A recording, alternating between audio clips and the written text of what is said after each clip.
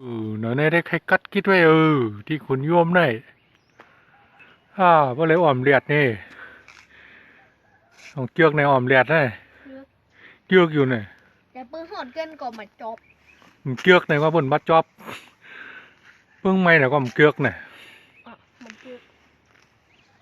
chơi yom trống yom na này đấyผ้าช้างผ้าปังนี่นะเฮ้หมกกุมกุมมีกัดงานนั่นวันนั้นว่า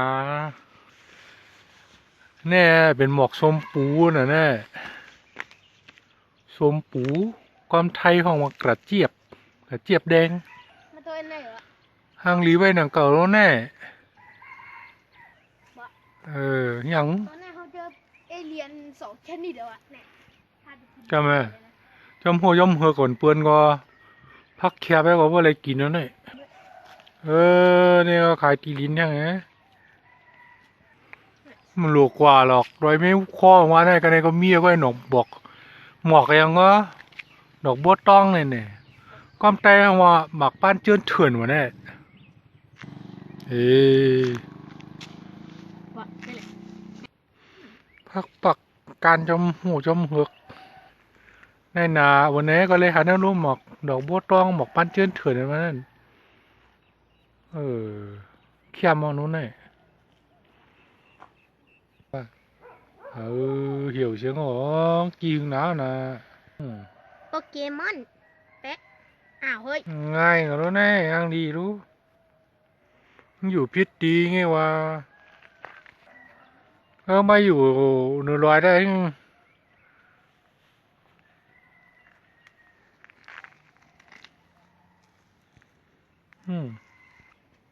เนี่ยหมอกไอ้อย่างนี้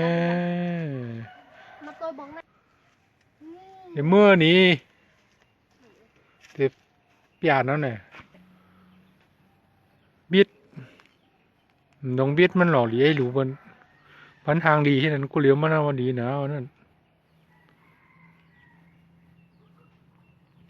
แมวไหน ทางนี้เองเหรอเนี่ยหมอกจะได้เอาเนี่ยก็เป็นก้นเมียวหนึ่งมูจักจือหมอกจือผ้าฉังเฉยเมียว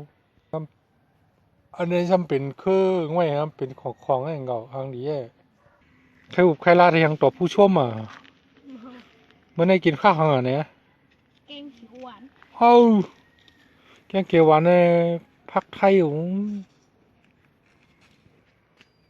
หมอกสปีมันเจอหมอกสปีเหรอหมอกชังกับมูในกับมูจักที่ยังเขากลางวันนะหัวก็กล้วย